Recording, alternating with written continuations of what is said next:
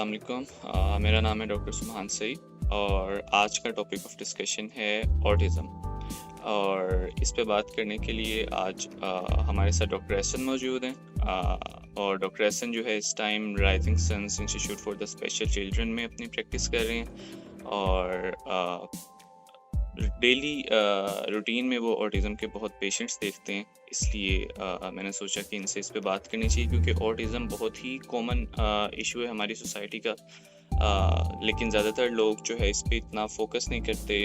वो इसके लिए डिफरेंट डॉक्टर्स की बजाय वो जाते हैं हकीम या किसी और बंदे के पास क्योंकि उनको ये उम्मीद होती है कि पता नहीं जैसे इस पे कोई बीमारी नहीं है, कोई इसको कोई और ही इशू है बच्चे को, जिससे बच्चा ज़्यादा जो है वो डिस्टर्ब होता है और साथ ही साथ फैमिली भी सफ़र करती है। तो डॉक्टर एहसन इस time as a clinical psychologist practice कर रहे हैं और हम इनसे इस पे सारा डिस्कस करेंगे। तो अस्सलाम वालेकुम डॉक्टर एहसन।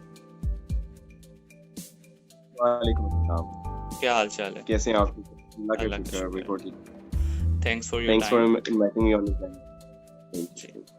और सबसे पहला मेरा क्वेश्चन यही होगा कि ऑटिज़म की जो अलामात हैं या जो सिम्टम्स हैं, जब भी कोई बच्चा आपके पास आता है तो वो क्या होती हैं और किस एज ग्रुप में ये सबसे ज़्यादा कॉमन होता है? अच्छा, ये ऑटिज़म जो है वो मैं पहले बता देता हूँ ऑटिज़म है क्या।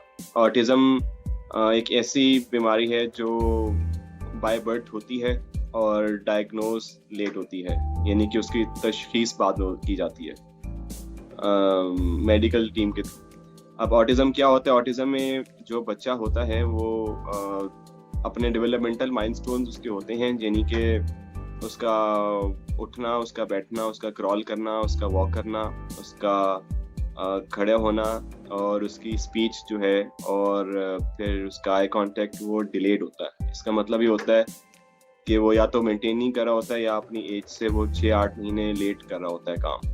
जैसे क्रॉलिंग अगर कोई बच्चा करता है रेगुलर टाइम में 6 to 8 मंथ्स में, तो वो बच्चा तकरीबन 15 से 20 महीने में करेगा या फिर 10-12 महीने के बाद करेगा। इसी तरह अगर वॉक एक बच्चा 1 साल में कर रहा है, 12 महीने में, 10 महीने में, 14 महीने में, तो हो सकता है ऑटिज़म का बच्चा जो है वो वॉक लेट स्टार्ट करे तकरीबन 2 साल की उम्र में, 30 महीने, 2.5 साल की उम्र में। इसके अलावा ऑटिज़म में आई कांटेक्ट बच्चा मेंटेन नहीं करता, बच्चे रिस्पॉन्ड नहीं करता। आप उसके सामने से इस तरह उंगली करेंगे तो वो आपकी उंगली को नहीं देखेगा। अटेंशन डेफिसिट होता है और वो कम्युनिकेशन में इतना ज़्यादा मेंटेनेंस नहीं कर सकता, आपके कोरिलेट नहीं कर सकता है। यानी कि अगर आप उसको बुलाएंगे किसी नाम से, उस बच्चे के नाम से, फॉर एग्जांपल बच्चा ए है, उसको बुलाते हैं हम ए कम हियर, तो वो आपकी तरफ नहीं देखेगा और वो ऐसे ही होगा जैसे वो आपकी बात नहीं सुन रहा। तो इसमें फिर एक और चीज़ होती है हियरिंग इम्पेयरमेंट की। पेरेंट्स समझते हैं बच्चे को शायद कानों का मसला है, आवाज़ नहीं आती है, तो वो फिर जब रूल आउट कर लेती है मेडिकल टीम तो फिर हमारे पास बच्चा आता है कि बच्चा नाम पे रिस्पॉन्ड क्यों नहीं कर रहा है, कम्युनिकेशन क्यों नहीं मेंटेन कर रहा है, वर्ड्स बोल क्यों नहीं रहा है। ओके।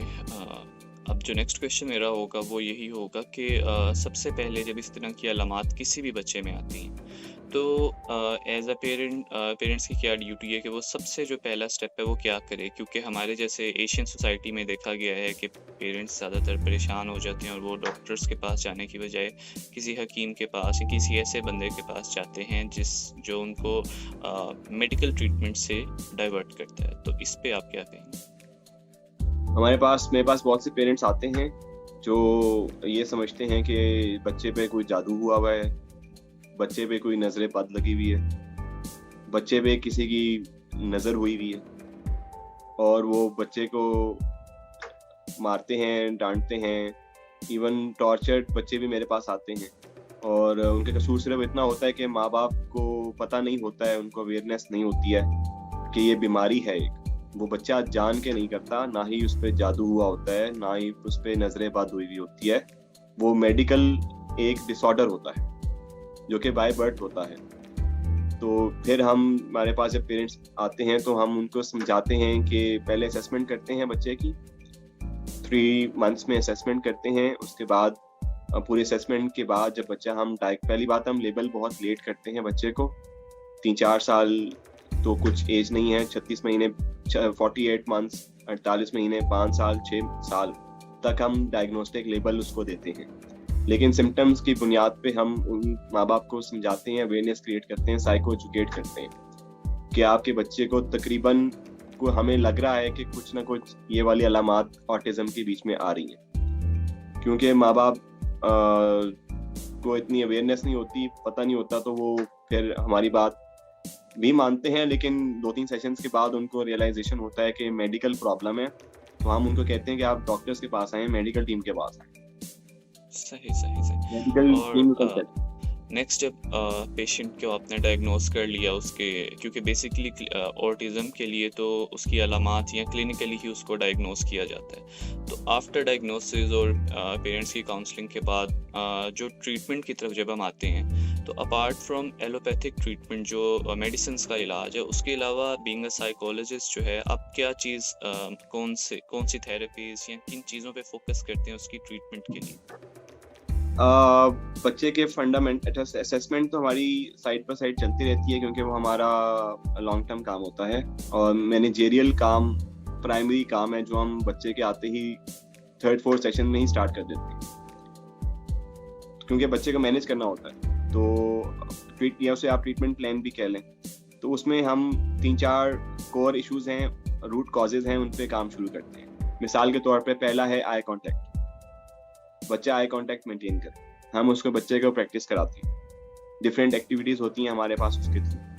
उसके बाद बच्चा सिटिंग बिहेवियर बच्चे का डेवलप, क्योंकि जनरली ऑटिस्टिक बच्चे जो होते हैं वो बहुत हाइपर एक्टिव होते हैं, जनरली अटेंशन डेफिसिट होते हैं, यानी कि अपनी कंसंट्रेशन बरकरार नहीं रख सकते, और बहुत जल्दी वो गुस्से में आ जाते हैं, मूडी होते हैं, और बात नहीं सुनते हैं, और इधर उधर तेज भागते हैं, एक जगह टिक के बैठ नहीं सकते हैं। अटेंशन स्पैन बहुत कम होता है, 2 से 4 सेकंड्स का होता है।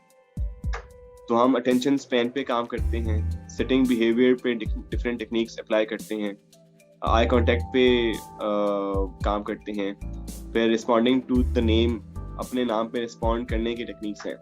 ये 4-5 हमारे कोर फंडामेंटल एरियाज हैं, जिन पे हम 1 महीने से लेके हो सकता है बच्चा 2-3 साल तक की मैनेजरियल काम के बाद ये फंडामेंटल्स सीखे हमसे। सही। और इसके बाद जो फैमिली होती है उसको आप क्या गाइड करते हैं कि वो कैसे हेल्प आउट कर सकते हैं उसके ट्रीटमेंट में, उसके पेरेंट्स कैसे हेल्प आउट कर सकते हैं, उसके सिबलिंग्स कैसे हेल्प आउट कर सकते हैं, घर का इन्वायरमेंट, इसके बारे में आप लोग क्या सजेस्ट करते हैं? मैं जनरली पूरा फैमिली को, पहले पेरेंट्स को साइको एजुकेट करता हूँ, यानी कि पेरेंट्स को समझाता हूँ बीमारी किस नौयत की है, ठीक है, डिसऑर्डर क्या है, इसमें होता क्या है, इसमें मैनेज क्या करना है। ये माँ बाप को, पेरेंट्स को समझाते हैं, क्योंकि प्राइमरी केयर गिवर यानी कि जो बच्चे को पालने वाला होता है वो उसका माँ या बाप होता है, या जो भी उसको लेके आता है हमारे पास, खाला या जो भी लेके आती है मामी, तो जो उसे पाल रहा होता है घर पे, जिसका सबसे ज्यादा टाइम गुजरता है माँ बाप के साथ, उसको हम समझाते हैं कि बीमारी है क्या, और इसको एज अ बीमारी लिया जाए, तो और इसके ट्रीटमेंट में हमारी मदद की जाए। क्योंकि मेरे सेशंस में अगर 40 मिनट से मैं सेशन लेता हूँ, तो मैं बच्चा 23 आवर्स 23 घंटे अपने माँ बाप के पास है, तो मैं सारा होमवर्क उनको समझाता हूँ, बच्चे के पेरेंट्स के सामने भी सेशन लेता हूँ, ताकि पेरेंट्स को पता हो कि सेशन लेने का मतलब क्या है, जो हम डिफरेंट टेक्निक्स अप्लाई कर रहे हैं उसमें क्या चीज़ इंप्रूव हो रही है, उसमें आई कॉन्टैक्ट इंप्रूव हो रहा है, सिटिंग बिहेवियर इंप्रूव हो रहा है, कमांड फॉलो इंप्रूव हो रही है, इमिटेशन इंप्रूव हो रही है, और स्पीच के लिए स्पीच सेशंस में स्पीच इंप्रूव हो रही है। तो ये टारगेट बिहेवियर्स माँ बाप को समझा के फिर उसके बहन भाइयों को भी साइको एजुकेट यानी कि समझाया जाता है, और उनको भी बताया जाता है कि इसके साथ कैसे आपने बच्चे को लेके चलना है। जो एज गैप ज़्यादा होता है, जो जिसके बच्चे के बड़े बहन भाई हैं 7-8 साल के, 10 साल के, 12 साल के, 15 साल के, 20 साल के, उनको समझाना आसान होता है, वो हेल्प करते हैं। वो हमारी जो मैं होमवर्क देता हूँ, जो होमवर्क वो मैं देता हूँ, वो प्रैक्टिस कराते हैं फैमिली पूरी। ठीक है, तो सर टू कंक्लूड इसको समराइज करने के लिए ऑडियंस को मैं भी ये बताना चाहूँगा कि कोई भी इन अलामात के साथ जो भी डॉक्टर साहब ने बताई हैं, तो इस तरह के बच्चे वाकई ही बीमार होते हैं। उनको कोई और दिमागी मसला या कोई इस तरह का मसला नहीं होता कि आप उनको किसी भी डॉक्टर के अलावा किसी बंदे के पास इलाज के लिए लेके जाएं। तो जब भी किसी भी इस तरह की अलामात कभी भी किसी भी बच्चे में आए तो सबसे पहले डॉक्टर के पास जाएं। और इस मर्ज़ के लिए सबसे मौजूद जो लोग हैं वो साइकेट्रिस्ट और साइकोलॉजिस्ट हैं। और जितनी जल्दी आप इनके पास लेके जाएंगे उतना ही ज़्यादा इम्कान है कि बच्चा इम्प्रूव करे, वरना जितना ये प्रोलॉन्ग होती जाएगी ये बीमारी, इसका रिवर्ट होना या वापस आम हालत में आना बच्चे का उतना चांस कम होता जाएगा। तो इसको एक बीमारी के लिहाज से ही लें और अपने बच्चों को इस बीमारी की वजह से उनको टॉर्चर या उनको मारे ना, बल्कि उनको सपोर्ट करें, क्योंकि जितना आप लोग सपोर्ट करेंगे उतना ही ज़्यादा जल्दी वो इम्प्रूव होंगे। तो thank you so much doctor Ehsan. ये बहुत ही इम्पोर्टेंट टॉपिक था। लाइक हमारी सोसाइटी में ये चीज़ बहुत कॉमन है, और लेकिन स्टिल पेरेंट्स जो हैं वो बिलीव नहीं करते कि ये कोई बीमारी है, कोई एग्जिस्ट कर रही है। So thank you so much for your time. Thank you ji, thank you. और नेक्स्ट टाइम भी इंशाल्लाह किसी भी disease oriented, psychiatric disease oriented जानने की ज़रूरत हुई तो आपसे दोबारा जो है वो एक सेशन लेंगे। इंशाल्लाह, it will be a pleasure.